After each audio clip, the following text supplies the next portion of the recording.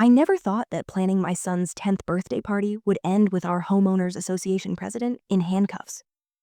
But I guess that is what happens when someone gets too big for their britches one time. Too many, let me tell you how a lovely spring Saturday afternoon in our tranquil suburban neighborhood turned out to be the day Karen Matthews, the so-called dictator of Oakwood Estates, had what was coming to her. It started 3 weeks before the party I'd sent appropriate notice to the HOA about our plans for a little backyard party. 20 kids, some parents, a bounce house and small tent. Just in case weather doesn't permit everything. By the book following each ridiculous rule within our community covenant. The permit came back 2 days later, signed by Karen herself, albeit not without a handwritten notation, reminding me that all activity must close by 7 p.m. on the dot, and that noise ordinances will be enforced rigidly imposed on Max's birthday morning. I woke up at dawn setting up decorations with a space astronaut theme. His new interest, my wife, had ordered a rocket ship cake, and I'd stayed up the previous night suspendering stars from our pergola. Everything was perfect and in full HOA compliance. Even the bounce house, which I'd set so meticulously to be out of view from the street, was the exact height allowed by our covenant, 12 feet. No longer, the party started at noon, and by 12:30 had a yard full of rowdy 10-year-olds, a few parents eating lemonade, and a perfect 75-degree day. Then marched up clipboard in hand, floral capri pants, immaculately pressed blonde bob, swinging with each confident step. Karen Matthews came for an inspection. "I heard rumors of unauthorized buildings on your property," she bellowed loudly. Not deigning to a welcome, the children nearest to us stopped playing, feeling the sudden tension. "Hello to you too, Karen," I replied calmly.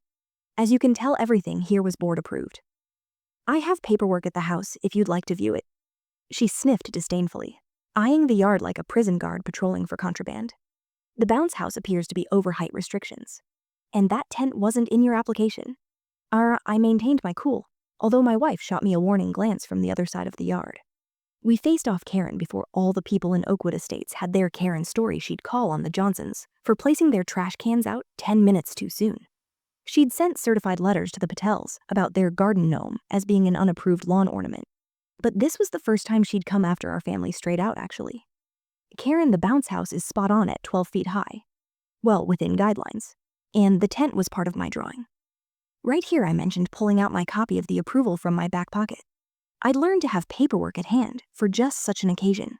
See page 2, item 4. Temporary shade structure.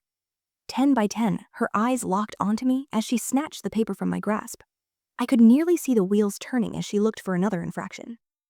The other parents had moved closer now, seeing the altercation with words of condolence to reluctantly suppressed amusement that everyone shared Karen, and no one was surprised. "Well," she finally broke, "the level of sound is too high. I can hear the children 3 houses away. It's a birthday party, Karen, at permitted times. 4 children playing outside during the day." On a Saturday, I spoke slowly, as if setting out a complex premise. One of the fathers behind me snorted over his cup, Karen's face turning pink, contradicting her salmon-colored golf shirt with Oakwood Estates HOA president.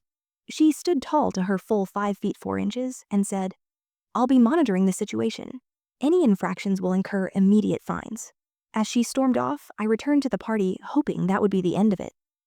I supervised the piñata, made sure every child had an equal turn on the bounce house, and was cutting the rocket ship cake, and when I saw Karen again this time, standing at the edge of our property, snapping photos with her phone. "Is she serious?" my wife whispered, serving plates of cake. "This is getting creepy." I nodded and decided to tackle it head on, wiping my hands on a napkin. I approached where Karen was standing, tallying up what she clearly believed were infractions deserving of the highest fine. Our HOA could charge a whopping 300 Karen. "You're scaring the kids," I said gently. "If you have a problem, we can discuss it tomorrow." "Today is Max's special day." She dropped her phone and glared at me with an air of such righteous outrage that I nearly laughed. "This isn't about the kids. This is about rules and property values. That bounce house is in view from certain perspectives.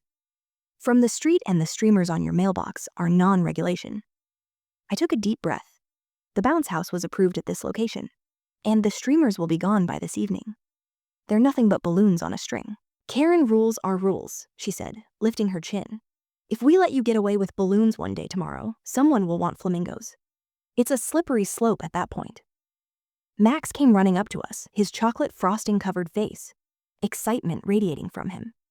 "Dad, can we do water balloons now? All of my friends are ready before I could get a word out. Karen jumped in water balloons. Those weren't in your resume. That's unauthorized water use and potential landscaping damage. Max's grin split, and that's when something within me broke. Not aggressive, but resolutely, like the level-minded decision of a judge who's heard enough the water balloons are biodegradable, Karen, as required by Section 7.3 of the Community Environmental Regulations. And we're messing around with them in the designated play zone on top of the tarp. Now, if you don't mind us, my son is waiting. I chased Max away from his friends, signed off on the water balloon fight, and spent the next half hour juggling the controlled chaos of 20 kids in various degrees of wetness. I forgot where Karen was until one of the parents stood behind me and tapped my shoulder. I think you should take a look at this, he said, indicating toward the street there, standing next to her brand new white SUV. Karen was making a dramatic motion to two police officers who had just made my stomach fall. She hadn't merely phoned the HOA complaint line, she had phoned the actual police. I walked toward the group, mindful of the parents and children gazing on as I approached.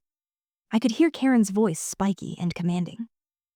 They're trampling at least 7 various covenant regulations she was uttering, and when I tried to deal with it, the homeowner was aggressive and threatening. One of the officers, a woman with a patient demeanor that implied this was not her first non-emergency call.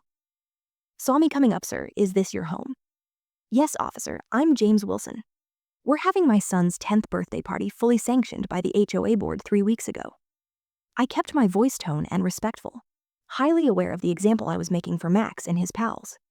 He's lying. Karen cut in. The approval was for a much smaller party. What they're doing is a public nuisance.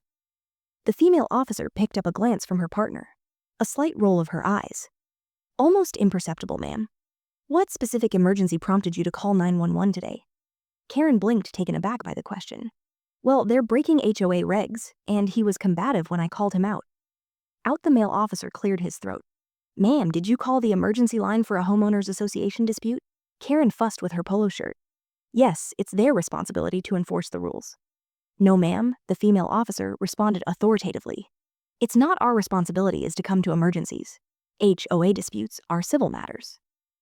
I could see Karen's expression change from righteousness to doubt, but he was confrontational. I felt threatened. The officer addressed me. Sir, were you hostile towards this woman? No, officer. I explained that I just requested that she allow the children to enjoy at the party without being photographed or interrupted. All of us had the appropriate permission for this event. I displayed my permission form again.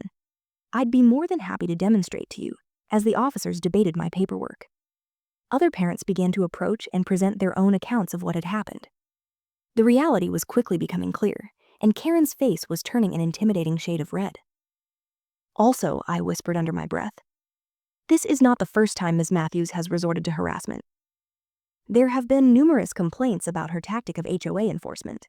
The female officer took back my paperwork and turned to Karen. Ma'am, did you state your name as calling concerning an emergency? When you phoned 911? Karen's voice softened. Yeah, I might have said it to him. It was an emergency. The officer's expression became a stern one. Dispatch has confirmed you stated there was a situation of emergency, with risk of violence at this address. That is abuse of emergency services.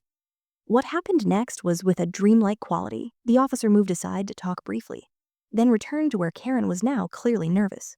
Matthews, please turn around and put your hands behind your back, the male officer instructed calmly. Karen's eyes widened with genuine shock. What, you can't be serious? I'm afraid you're being arrested for abuse of emergency services, giving a false police report and harassment. As the officer recited Karen's rights, I was left stunned to silence. The party had come to an immediate standstill with kids and adults seated waiting as the HOA president was taken to the police cruiser, screaming loudly about how this would never stand and how we would all be getting calls from her lawyer. Once Karen had been placed in the back of the police car, the woman officer returned to speak with me. Sorry about the disruption to your son's party, sir. Making a false emergency call is taken very seriously. She's being charged with a misdemeanor with potential fines up to $2,500 and potentially up to a year in prison. Although that's not likely for a first offense after the police left. Taking a still complaining Karen with them, there was a stunned silence in our backyard. Then one of the dads started slow clapping, and then all the adults were laughing, and the kids were asking eagerly if the mean lady was going to jail the next day. I received an email from the vice president of the HOA board Karen had been suspended, pending an emergency board meeting. By the following week, she had been permanently removed from her job, assessed $1,000 fine for conduct unbecoming a board member, and the word got out that her upscale real estate firm had placed her on admin leave because of the criminal charges. When I bumped into Karen a month later at the supermarket, she literally turned around her cart and went the opposite direction. She was smaller, somehow deflated. I later learned through neighborhood rumor that she'd accepted a plea deal, a $500 fine, 40 hours of community service, and 6 months of probation. The expression on her face when she realized that everyone was equal under the law. No one, not even the president of the Oakwood Estates HOA, was above the law, was something I'll never forget.